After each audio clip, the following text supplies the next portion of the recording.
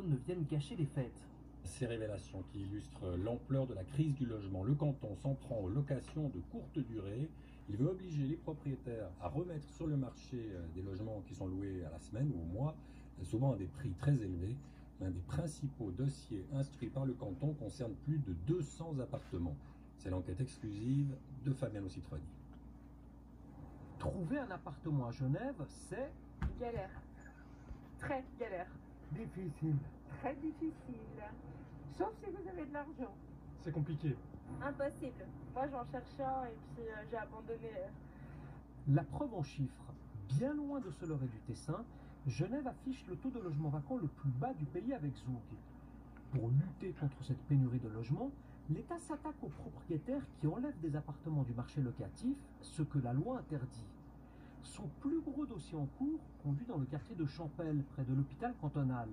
Dans ce bloc d'immeubles en forme de U, plus de 200 appartements sont proposés uniquement à la location meublée de courte durée, parfois quelques jours seulement.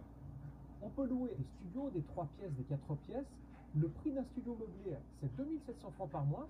Et à titre comparatif, dans le quartier, le prix moyen d'un studio, mais non meublé, c'est 850 francs par mois.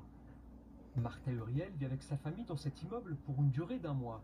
Cet employé d'une organisation internationale paye 4 950 francs en tout pour un 4 pièces et demi meublé, mais sans balcon et un peu défriché vieillot à son goût. Il entre ici et tout l'air froid de l'hiver entre sur la chambre. C'est pas sympa.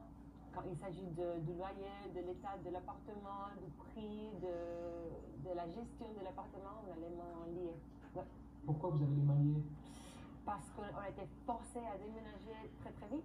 On a été forcé à accepter l'état de l'appartement. On ne peut pas beaucoup se plaindre. Pour cette députée socialiste, membre de la commission du logement, les prix pratiqués dans ce bloc d'immeubles sont choquants.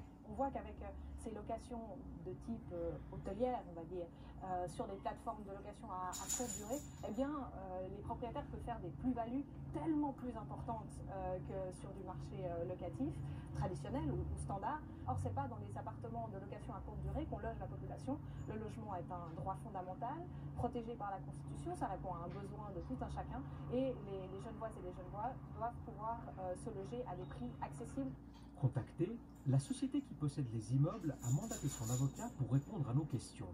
La société conteste, à vie de droit à l'appui, avoir commis la moindre infraction dans le cadre de la gestion de son parc immobilier.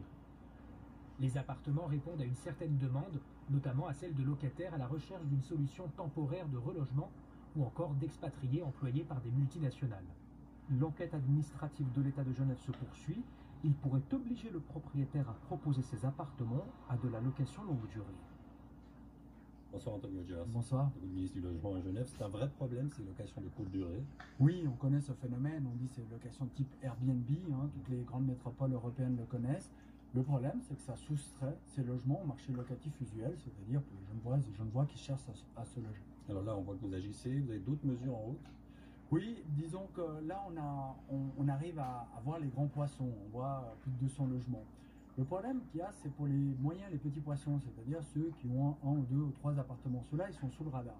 Donc le Conseil d'État, Genevois, vient de décider de modifier la loi proposée au Parlement, de créer un registre. C'est-à-dire que quand vous voulez louer votre appartement pour du type Airbnb, c'est possible, mais jusqu'à 90 jours par année. Or, comment contrôler? Eh bien, il faudra s'inscrire obligatoirement sur ce registre. Et avec cette mesure que l'on connaît bien en France, par exemple, on devrait avoir une meilleure vision sur ce qui se passe. Ça, c'est nouveau, alors vous l'annoncez?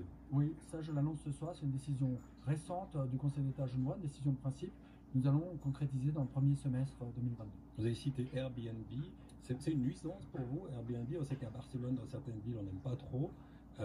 Qu'est-ce qu'on dit officiellement de ça à Genève? Oui, alors le problème, c'est que Airbnb, on le voit avec ces marchés de la nouvelle économie. On a eu le débat sur Uber, etc. Qu'on voit que cette économie globalisée s'installe dans les villes. Eh bien, tout d'abord, c'est illégal. On ne peut pas faire de son appartement qui a des fins de logement pour y habiter une activité hôtelière. Et c'est ça que fait Airbnb. Donc, comment cautionner un business model qui est basé sur une illégalité? À Genève comme ailleurs, vous l'avez dit, à Barcelone, Paris, c'est quand même un débat qui concerne les villes fortement visitées. On veut réguler ce phénomène. Il n'est pas complètement interdit. On peut louer son appartement, mais jusqu'à 90 jours par année, c'est-à-dire qu'on doit y habiter le reste de l'année. Il y a un chiffre qui a dû faire sursauter tous ceux qui nous regardent. Anthony Rogers, c'est 2700 francs par mois pour un studio meublé 30 mètres carrés. Il y a manifestement un gros problème à Genève. Vous avez la situation qui vous échappe. Non, mais c'est vraiment ce genre de cas qui sont abusifs. Alors, ce genre de cas, ils sont poursuivis. C'est des années de procès. Parce que chaque mois qui passe, le propriétaire se fait sa marge.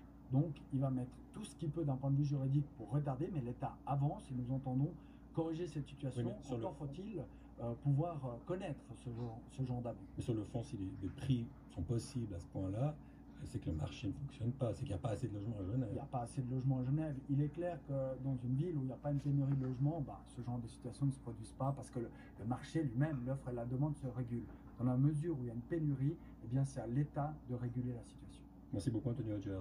Merci à vous. Le sujet qui suit va vous intéresser. Vous êtes argentin d'origine, Chili, vous avez suivi? Bien sûr, une grande émotion et surtout un grand soulagement de ne pas voir un héritier de Pinochet reprendre le pouvoir démocratiquement. Alors justement, Anthony Rogers, l'élection